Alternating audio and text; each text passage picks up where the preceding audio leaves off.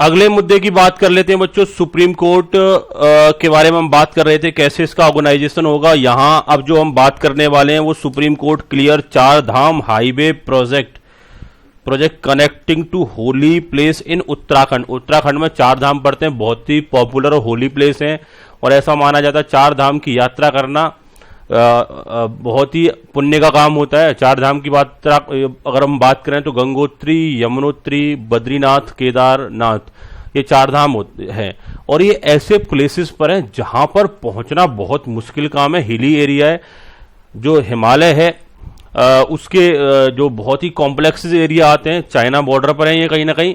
तो ये जो प्रोजेक्ट है, जो चारधाम प्रोजेक्ट है, अपने आप में बहुत ही कॉम्प्लेक्स प्रोजेक्ट है, और यहां पर गवर्नमेंट ऑल वेदर रोड बनाने जा रही है। जैसे होता क्या है कि चारधाम के कुछ जो लोकेशंस हैं, कुछ उन लोकेशंस में गर्मी के टाइम पर तो आप पहुंच सकते हो, लेकिन जैसे ही सर्दी का टाइम स्टार्ट होता है, विंटर सीजन स्टार्ट होता है, वहां इतना ज्यादा आइस हो जाता है, इतना ज्यादा बर्फ हो जाता है कि वहां आप जा ही नहीं सकते। वहां का जो रास्ते हैं वो एकदम ब्लॉक हो जाते हैं। बारिश के सीजन में आपको बहुत सारी प्रॉब्लम झेलनी पड़ती हैं, लैंडस्लाइड्स होते हैं, बहुत ज्यादा डेंजर हो जाता है सिचुएशंस। तो और आपने चार धाम के केस में जो केदारनाथ में जो त्रासदी हुई थी, जो प्रॉब्लम्स क्रिएट हुई थी, जो फ्लड आया था अचानक से, वो बहुत बड़े जान माल का वहां पर नुकसान हुआ था, वो भी कहीं ना कहीं इसी पर्टिकुलर लोकेशन में हुआ। तो एरिया ऐसा है कि जिसकी कनेक्टिविटी बहुत ही खराब है।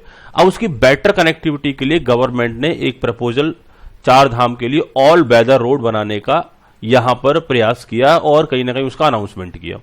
अब मुद्दा यह आया कि जब चार धाम प्रोजेक्ट चलेगा तो वहां पर बहुत सारे जो हिली एरियाज हैं उनकी कटिंग होगी, बहुत सारे पहाड़ों को काटा जाएगा, और साथ ही साथ में बहुत सारी जो ग्रीनरी है वो भी थोड़ा लॉस में जाएगी।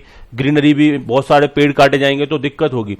तो उसके लिए कहीं ना कहीं कोर्ट का आगे आना जरूरी था। तो वहां पर जो हमारा ग्रीन ट्रिब्यूनल होता है और इनके जजमेंट्स वगैरह कई बार बहुत वैल्यूएबल होते हैं, तो यहां पर सुप्रीम कोर्ट ने उसे क्लियर कट किया था कहीं ना कहीं वो प्रोजेक्ट हमारे लिए जरूरी भी है। हालांकि गवर्नमेंट ने ऐसा कभी कुछ डिक्लेयर नहीं किया, लेकिन चार धाम प्रोजेक्ट तैयार होने से हम अपने जो वैल्यूएबल जो रिलीजियस प्लेस है वहां तो पहुंच ही पाएंगे, दूसरा वहां की पॉपुलेशन को बहुत बड़ा फायदा होने वाला है, और तीसरा एक बहुत बड़ा स्ट्रेटेजिक एडवांटेज भी मिलने वाला है, क्योंकि हम चारधाम प्रोजेक्ट के थ्रू कहीं ना कहीं एक लोकेशन पर चाइना बॉर्डर के काफी नजदीक होंगे। चाइना जब अपने बॉर्डर के नजदीक काफी सारे रोड बना रहा है, तो हमको हम भी जो चारधाम से कनेक्टेड जो रोड बना रहे हैं तो उनसे काफी हद तक चाइना बॉर्डर के नजदीक पहुंच जाएंगे, और ये जरूरी भी है एक देश के लिए, एक कंट्री के जो सिक्योरिटी को मेंटेन करने के लिए, जिससे कि हमें कोई आंख ना दिखा पाए। इसलिए धीरे धीरे गवर्नमेंट प्रयास कर रही है कि जहां जो बॉर्डर एरियाज हैं उनमें अच्छे अच्छे रोड डेवलप होने चाहिए, और हमारी जो आर्मी है अगर कोई प्रॉब्लम होती है तो हम किसी को जबरदस्ती किसी के यहां पर नहीं घुस रहे, लेकिन प्रॉब्लम होती है तो फटाफट से स्पीड में वहां पर हमारी आर्मी अवेलेबल हो पाए।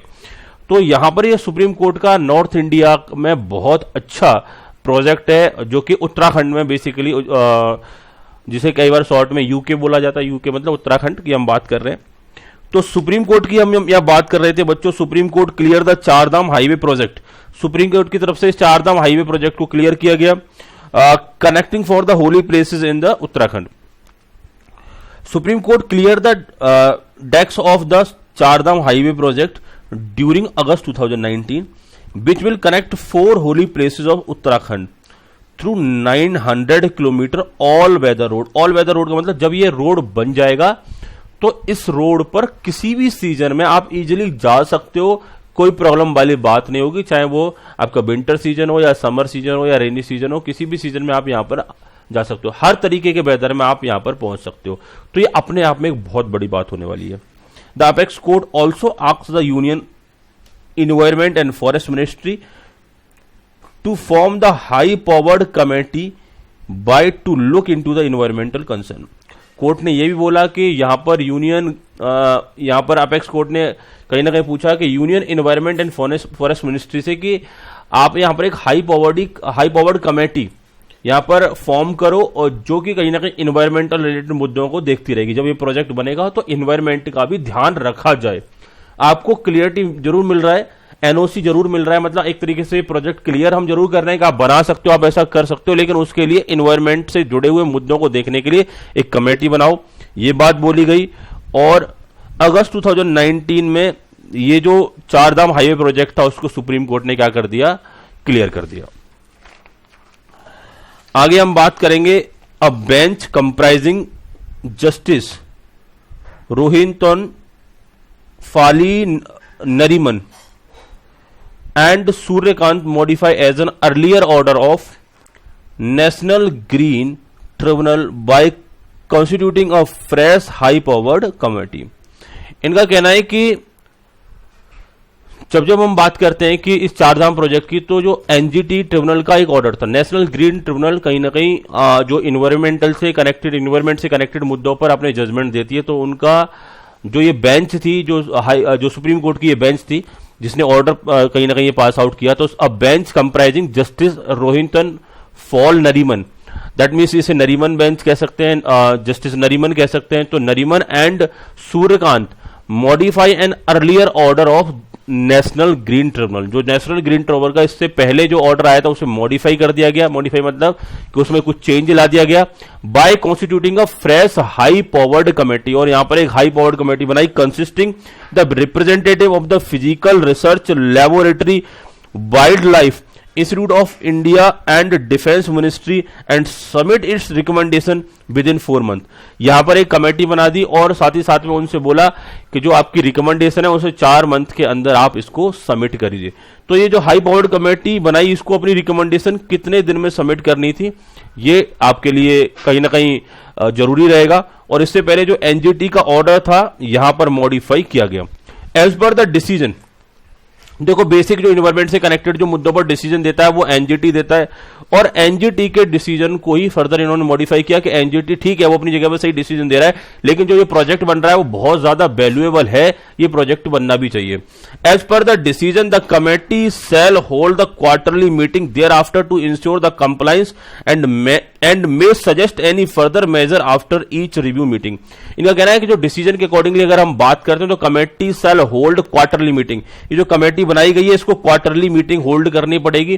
दैट मींस एक साल में 4 क्वार्टर होते हैं, तो 3 मंथ में इसको एक मीटिंग होल्ड करनी पड़ेगी। Thereafter to ensure the compliance and may suggest any further measures after each meeting. और ये चेक करेगी कमेटी क्या ये जो प्रोजेक्ट चल रहा है, ये बन रहा है प्रोजेक्ट, क्या इसमें हमने जो नॉर्म्स बताए हैं, जिन बातों को ध्यान रखने के लिए बोला, क्या वो सारी बातें फॉलो की जा रही हैं या फिर नहीं की जा रही हैं। The committee shell consider the cumulative. अगर हम कमेटी की बात करें तो ये कमेटी कंसीडर करेगी क्यूमुलेटिव एस्पेक्ट को and independent impact of the independent impact of the Chardham project on the entire Himalaya valley. यानी कि सिर्फ जो चारधाम प्रोजेक्ट बन रहा है इसका हिमालय वैली पर क्या इंपैक्ट पड़ रहा है, इन सारे मुद्दों को कमेटी कहीं ना कहीं कंसीडर करेगी।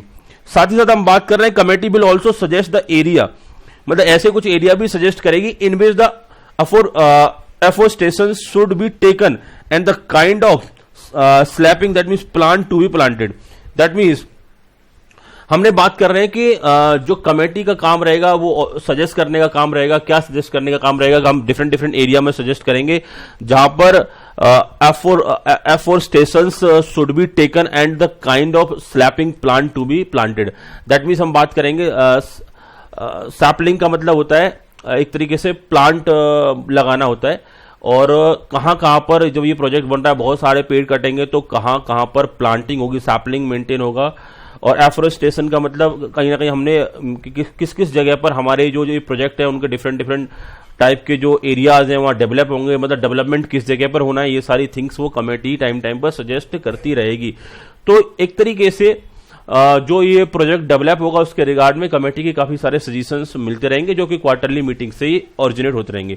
इन case of non survival of any sapling further plantation should be done और compensatory afforestation should be 10 times the number of the tree cut. इनका कहना है कि जब हम बात करेंगे प्लांटेशन की, तो जहां पर ये प्लांटेशन किया गया, जहां पर ये सैपलिंग की गई, वो कई बार अगर सर्वाइव नहीं हो पाई, वो पेड़ पौधे अगर नहीं बढ़ पाए तो उनको दोबारा से लगाया जाएगा। और जहां पर ये पेड़ पौधे जिस लोकेशन में लगाए जाएंगे दैट मीन्स वो करीब 10 गुना ज्यादा होना चाहिए। जितने ये पेड़ पौधे लगाए जा रहे हैं, जितनी ये ग्रीनरी लगाई जा रही है, वो 10 गुना ज्यादा होनी चाहिए। किससे? जितने पेड़ काटे जा रहे हैं। तो ये भी एक इंपोर्टेंट एस्पेक्ट था जो यहां पर बताया गया। तो ये सारे मुद्दे हमने इस एस्पेक्ट में सीखे। आगे हम बात करने वाले हैं कुछ important judgment of the supreme court of India. Supreme court of India की कुछ सर्टेन जो इंपोर्टेंट जजमेंट रहे, उन सारे मुद्दों पर हम यहाँ बात करेंगे।